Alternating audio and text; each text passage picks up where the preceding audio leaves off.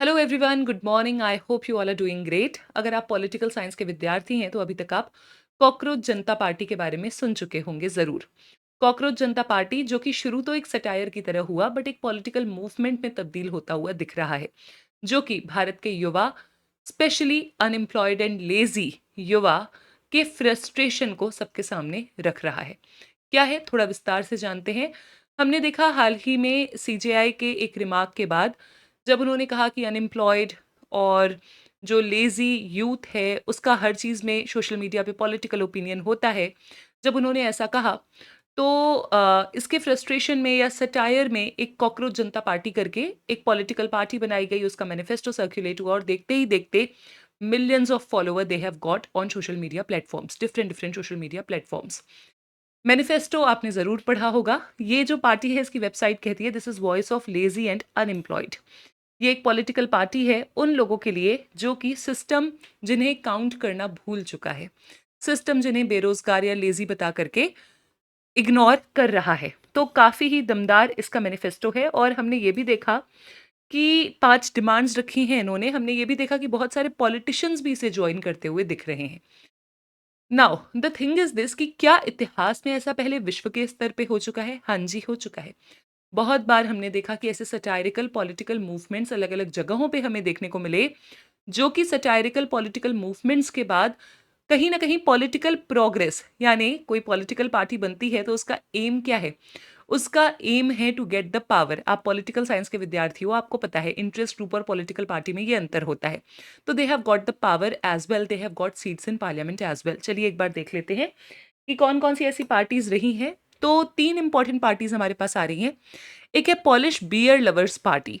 इसके फाउंडर थे जेन्युस रेवेंस्की। ये जो फाउंडर है इनका बैकग्राउंड था कि पोलैंड में कम्युनिज्म का पतन हुआ था 1990 में। कम्युनिज्म के पतन के बाद 1990 में ये पार्टी हमारे सामने आती है। पॉलिटिक्स बहुत टेंस थी, हाईली पोलराइज्ड थी और यहाँ पे पॉलिटिक्स का डिस्कशन एक बियर के कप पे किया जाए, बियर के ड्रिंक पे किया जाए, ऐसी करके बातें सामने आईं और ये पार्टी शुरू तो एक मजाक के रूप में हुई थी, लेकिन देखते ही देखते 1991 में पॉलिश पार्लियामेंट में 16 सीटें जीती इस पॉलिटिकल पार्टी ने। Now this showed us the power of humour and anti establishment sentiment in democracy. Next we have rhinoceros party. Rhinoceros ही क्यों? क्योंकि राइनासेरस को बहुत स्लो, थिक स्किन, मोटी चमड़ी का माना जाता है। ये पार्टी कनाडा में 1963 में बनी और इस पार्टी के जो आपके प्रॉमिसेस थे वो ये थे कि ये हायर एजुकेशन देंगे। बहुत ही सटायरिकल प्रॉमिसेस थे इनके। बाय बिल्डिंग टॉलर स्कूल्स, लंबे लंबे स्कूल बनाएंगे जहाँ पे हायर एजुकेशन मिलेगी, कुछ ऐसा।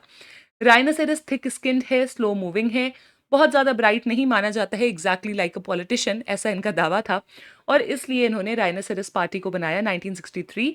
और यहाँ पर हमने देखा कि हालांकि इन्होंने कोई मेजर सीट नहीं जीती, बट अगेन ये युवा के फ्रस्ट्रेशन या आप कहोगे लोगों के, सिटीजन्स के वेंट आउट का एक जरिया बना। Then third we have best party, जिसे सेकेंड पार्टी या ऑल्टरनेटिव पार्टी भी कहा गया, विकल्प दल भी कहा गया। ये आइसलैंड में बनती है 2009 में, जिसके फाउंडर हैं जॉन ग्रैर।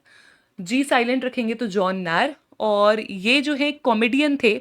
2008 में जो फाइनेंशियल क्राइसिस आई थी उसके बाद आइसलैंड के बैंक्स बिल्कुल कोलैप्स हो गए थे, तब ये पार्टी बनी थी। काफ़ी सटायरिकल प्रोमिसेस थे इनके कि अगर आपने हमें वोट दिया तो हम आपको स्विमिंग पूल में फ्री टाल्स देंगे, हम ओपनली करप्ट पॉलिटिशियंस हैं, ऐसे करके बहुत सारे सटायरिकल इन्होंने जो है दावे किए। लेकिन म्यूनसिपल इलेक्शन ये जीते और खुद जॉन नैर जो हैं वो मेयर के पद पे पदासीन हुए। अब ये तो जोक था जो कि रियल गवर्नेंस में टर्न हो गया। बहुत सारे ऐसे और भी आंदोलन हमारे पास आए हैं, जेनजी मूवमेंट्स भी आए हैं इतिहास में, आगे भी हम इसे कवर करते रहेंगे। आपको मुझे बताना है कि कॉकरोच जनता पार्टी के जो फाउंडर हैं अभी, उनका नाम क्या है in the comment section. Till then keep studying, keep learning, bye, take care, thank you so much.